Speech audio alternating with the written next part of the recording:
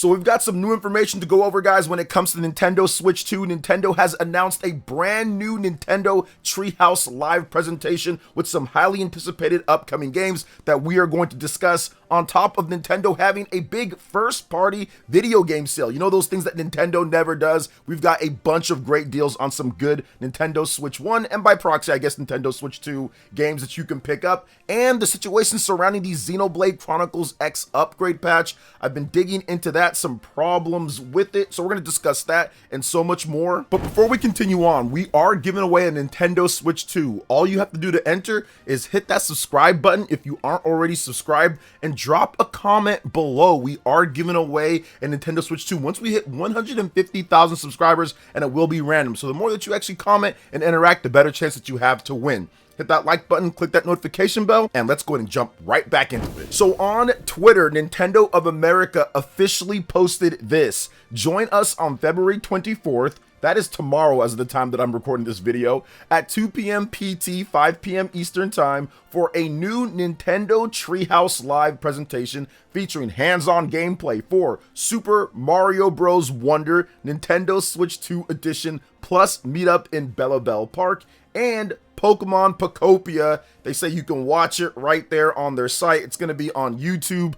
I will also be live streaming the event as well. I did not expect there to be a new Nintendo Treehouse Live, so I'm going to break down exactly what Nintendo Treehouse Live is for people who've never seen it before, or if you're new to the Nintendo sphere online or watching these shows. Plus, we're going to talk about what we could see in the future when it comes to presentations. When it comes to Nintendo Treehouse Live, what these essentially are, they're like official Let's Plays from Nintendo's Treehouse team. Nintendo's Treehouse team takes all of the games and stuff that you love from Japan, they localize it, they QA test it, they do a bunch of different things to ensure everything is set and ready to go. And of course, they know the ins and outs of the game for presentations or for playing them on stuff just like this right here. So the Nintendo Treehouse team is very interesting. I've actually met a few of them at times, and I think I even played, I played Splatoon 3 with the Treehouse team before live, so that was a ton of fun.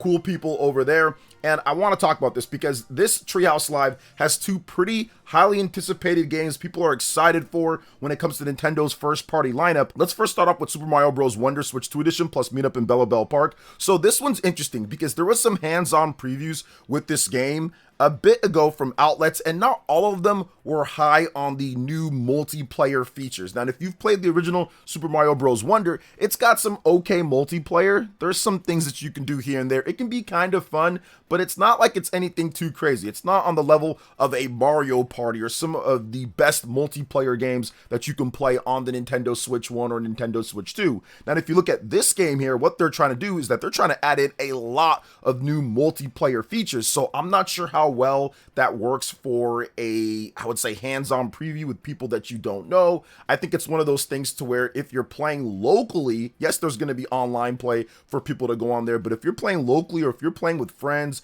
with voice chat and all of that, I think that it could be pretty cool. So we're going to see maybe a bit better showing for this one because it's going to be the Treehouse team, and they are all kind of just playing, and they've been playing the game together. So there's going to be a little bit more synergy there, and we'll be able to see it with our own eyes and see some of the chemistry or not with it. Now, it might show that maybe the games aren't as fun, but I think they're going to try to do their best to sell this because Super Mario Bros. Wonder has sold 15, I think to 17 million units plus at this point. Yeah, it's like around there. It is one of the better selling Nintendo Switch 1 games, and I don't really see it slowing down because I don't think they're going to have a new 2D Mario game anytime soon. Now, we could get like a Mario Maker 3, for example, or we could get some upgrades or additions to Mario Maker 2 or whatever. I'm not really sure what they're going to do with 2D Mario, but I think that they're content with selling this 2D Mario game for a while because they sold New Super Mario Bros. U. They sold that game for a while. That was originally a Wii U game, then it came over to the Switch, and then they upgraded it for the Nintendo Switch 2. So they went on a decade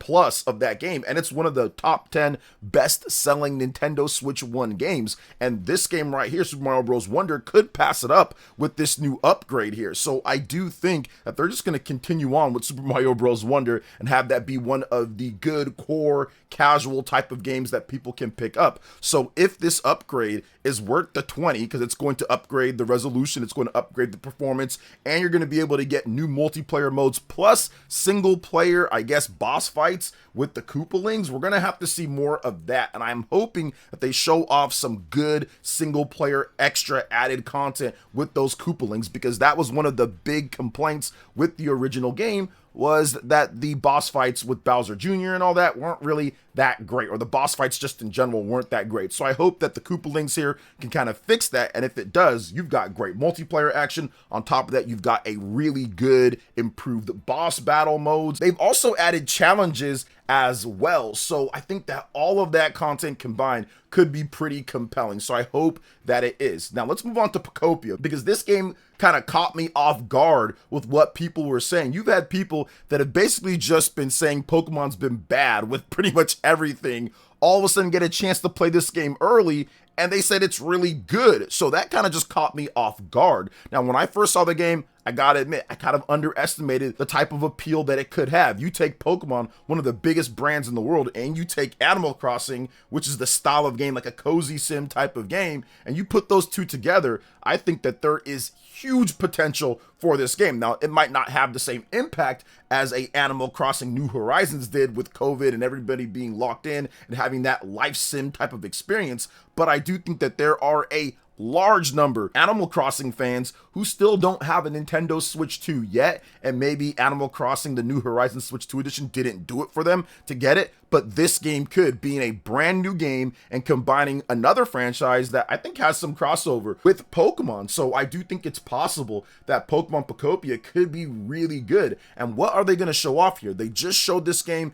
hands-on with other content creators, so maybe they just show a bit more and kind of get more eyes on it. But either way, it's looking like this game is going to offer a bit more of a gamey feel compared to an Animal Crossing style of game, and the people that they have working on it are pretty intensive. You got guys that have worked on Dragon Quest Builders, you've got a lot of people for a Pokemon spin-off game. This is pretty big, so I do think that Pokemon Pokopia can have a nice showing based on some of the multiplayer stuff that I saw from channels like Switch Up, in addition to Skill Up as well. They've talked about that. They usually don't like Pokemon at all, so the gameplay and what I've seen from the hands-on previews definitely has me looking forward more to seeing what's going to happen with Pokopia. So that could be a surprise, and I would say maybe even a system seller for the Nintendo Switch 2, just because nobody really thought of it that way from the first trailers that they did show off, because it's such a slow-paced game. But now that it went into the hands of actual people playing, it's a little bit different. So I think this could be a great showing for both of these games to get people excited. This is both going to be March titles for these, March 6th or March 5th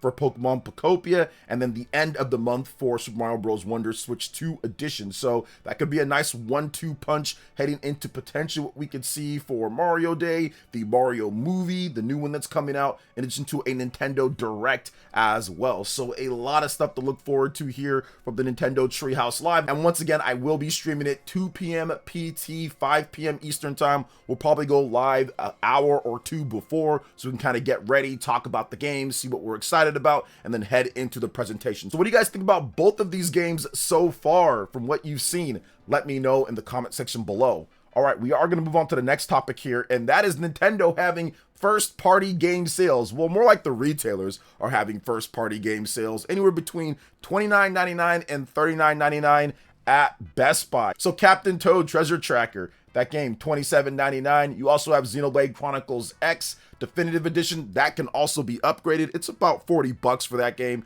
I do highly recommend Xenoblade Chronicles X. Luigi's Mansion 2 HD, that's also $40. Splatoon 3, we've got Legend of Zelda Link's Awakening, Kirby Return to Dreamland Deluxe, Princess Peach Showtime, I think that's going to be $29.99, and Super Mario Odyssey, also $29.99. We also got digital versions of Splatoon 3 and Xenoblade Chronicles X. Those are also just $40. Donkey Kong Country Tropical Freeze, great game. No Switch 2 upgrade just yet. There is one for Donkey Kong Country Returns HD, but this one is 40. You also got the digital for 40 for Luigi's Mansion, Kirby, Link's Awakening, Princess Peach Showtime, all those digital and physical sales and deals from Best Buy on that. So yeah, it's one of the things that's very funny. People always say Nintendo games never go on sale. That's kind of like the meme and the joke, and to a degree, yeah, you can kind of look at it and say, yeah, they don't really go on sale a lot, but when they do, you got to talk about it. We got to discuss it, because it doesn't happen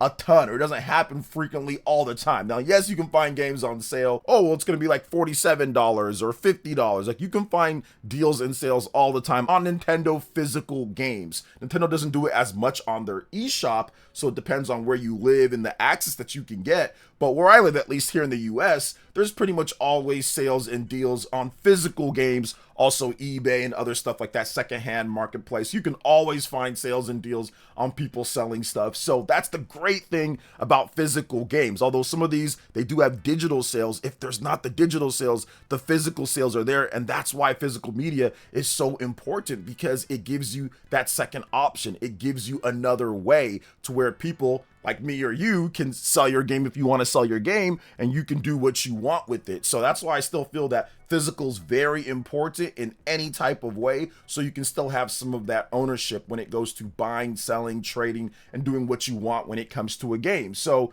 I like it. It's pretty cool to see this. Xenoblade Chronicles X, that game's awesome. We're going to talk about some of the issues in just a bit here. But yeah, those are my picks. Xenoblade Chronicles X, I think Link's Awakening, that is also really good too, because Link's Awakening, that has a Switch 2 update for free. So if you have the Nintendo Switch 2, so if you paid for that, and if you pay for the game, you can get a free update for Link's Awakening, and it makes it run and look so much better. It's a significantly improved experience. So I highly recommend Link's Awakening as well. Super Mario Odyssey also has a free update. That one's really good. Splatoon 3 has a free update. That's also really good. It makes the Inkopolis area now run at 60 FPS. It's smoother, it's better. Really like that as well. And I do think that Captain Toad also is pretty good too. I'm not as big of a fan of Captain Toad, but that already ran pretty good on the Nintendo Switch 1. If you want a tough as nails platformer, then Donkey Kong Country Tropical Freeze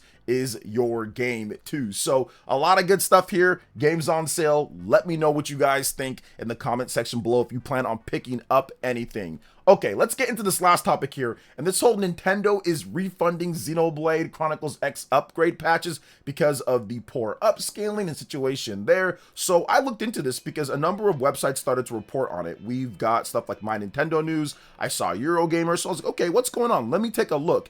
And essentially what it links to is a Reddit post where someone essentially talks about the issues with the game. But I'm not sure if they did get a refund or if Nintendo's just doing mass refunds for the game, because they didn't post any actual proof of them getting a refund. Now, and I did look through the comment section, and there were people saying, oh, well, I was able to get a refund, but nobody actually posts anything of the communications and all that. And it seems more like they're upset with the upgrade, so they're trying to rally people to do something, because they went over a number of different YouTube videos talking about some of the issues and some comparisons, and what you want to do is communicate that this isn't good, so we need to do something about it, which is commendable. Absolutely. If there's something not good, definitely speak up. But I just don't know if there's mass refunds for the game or not, because nobody's actually posting any actual like communications between them or anything like that. Now, the one thing though is that pretty much with any game,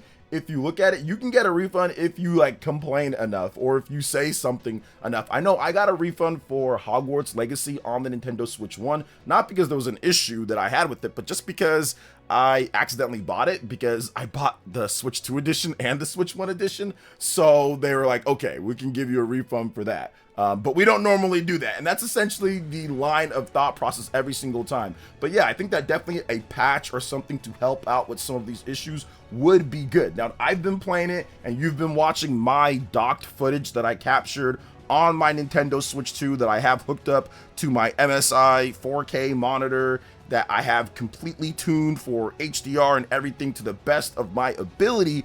And to be honest, I don't see as much like all the issues that some people are seeing here. Maybe because I'm mesmerized by the 60 frames per second and the much higher quality compared to the original game. I don't see all like the bad textures, or if there are, it was like that with the Switch 1. I'm not saying that these people are incorrect or that their opinions don't matter. They definitely do. And I know that there are some issues. If you look at the videos that they link, there definitely are. I just was going over my own gameplay footage and I can't really see that. I have had some of my users reach out and say, yeah, OJ, it's like not good. Like I can notice some things. So I don't doubt that it's there for some people. I was just playing a lot of it, and maybe because it's such a much better improvement for me, at least with the 60 FPS and the resolution that you can clearly see, it doesn't look anywhere near as bad as it was before. So I didn't notice anything, but there's definitely some issues. And like I said, I hope there's a patch out there. If people are refunding, then Nintendo's going to say, okay, well, hold up here. We've got to get some stuff fixed with this